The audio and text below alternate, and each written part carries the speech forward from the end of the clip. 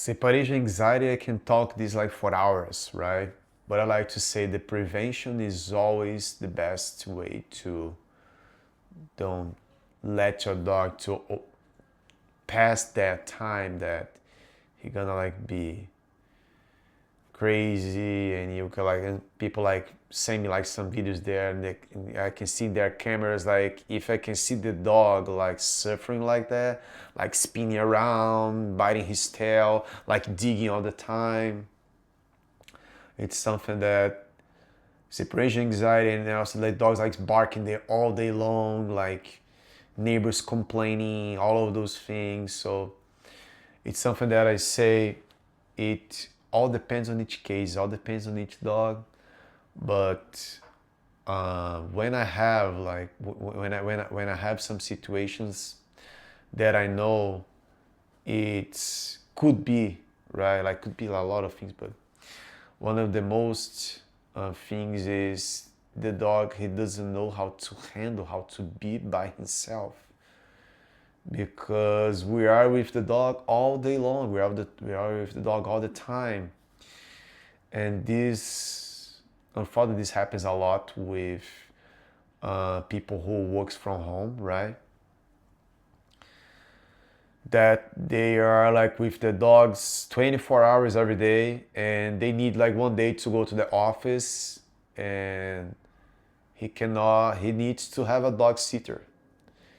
He needs to have someone to be with the dog because otherwise they're gonna, and I like to say this is something that is of course like we can manage that. That's just saying in some situations it's nice. Oh, I'm gonna hire someone to be with my dog. I'm gonna do something for him to don't feel alone. But when we, I say, when we bring the dog for our life, the separation anxiety, we have to show them that they need to be by themselves, like us sometimes, right? And we have to teach them. Why I'm saying that? So dogs, they even us, like we live in our community, right? We live in a pack. We have our family. Sometimes, like I like to say, people say, "Hey, but I like to be alone by myself." Yeah, but we are animals too. So we are here to live with others, and even that your dog. So, but in some situations, we have to be able to be by ourselves, and this kind of, I like to say, this kind of training starts from creating some boundaries, right? Let's say it all depends on like we have to study the case, we have to go, we have to see, but usually I like to say when the dog like in that specific case of people work from home and they need to go and sometimes they, oh, I'm just gonna leave my dog for 3 hours, right? I'm just gonna dog my dog by alone and he cannot be alone, right? Because he cannot be alone because you didn't show him how to be alone and why he needs to stay alone, how and how we can like help him to understand that, right? For like some scenarios, like I say, I use usually two, actually has other two, but my main principal tools are put him in the crate, even like when it's like a one short period of time, and also teach him his safe spot. That could be also crate, but also could be the bed or I like to say the suspended bed. That could be like I like to say the place command. So those are like the typical ways for me to, and I say I teach him that when he's there or inside the crate, or even like I mean inside the crate doesn't need like to be locked. Could be just inside the crate with the door open, but could be like in this and this suspended bed.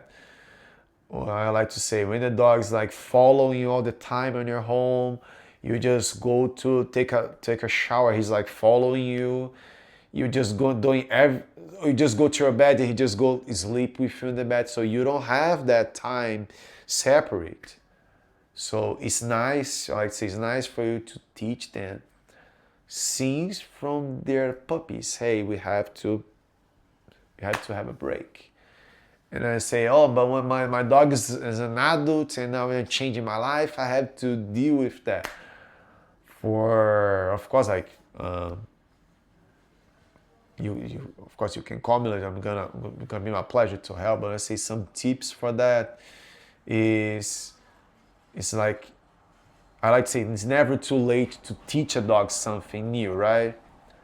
And I have this in my mind. Dogs, they like to learn, and dogs, they want to please us. So it's a one way for them to please us is to feeling good, and you know when he's feeling good, you also feeling good. So teach him place command. Teach him how to be in the crate. Teach him like when you go to the bathroom, when you go to take a shower, he needs to stay in someone in his place. He needs to stay in his crate, or he needs to be on the couch, or he needs to be somewhere else. He doesn't need like to be like a glue, like attached to you all the time. Same thing, you're gonna sleep, okay? Oh, but I like my dog to live to sleep with me on the bed. But I say this is another. So like it all depends on, like I say, your relationship with a dog. But anyway, like I say, I can talk this by hours, but those two things helps me a lot, like the crate and place command. So when I say separation anxiety, it's like it's someone thing that we can discuss, but I say we have to see the dog. For that, like I like to say, we can book a consultation, of course, we can talk about it. It's gonna be my pleasure, of course, to help your dog with dealing with that. And I like to say, like, for the extremely case, and they say, hey, I don't have time, and I'll say, like, it all depends. Of course, board and train can help a lot too, because here he's gonna be like, I would say, when he's like doing something, he's gonna be out. But when he's here, he needs to be in his crate by his own, right? And he needs to, he will understand that, I'm here, like Julio is providing me that, my parents gonna provide me the same thing. Or even like when they're like the timeout, when they're here on the this part of my wife, the grooming studio, while they're here, like while we're watching TV or doing something, they can be here, but he's not gonna be on me. He's just gonna be here on my side, maybe here close to my feet, but not. So, yeah, I think that's the complete answer for that. Thank you.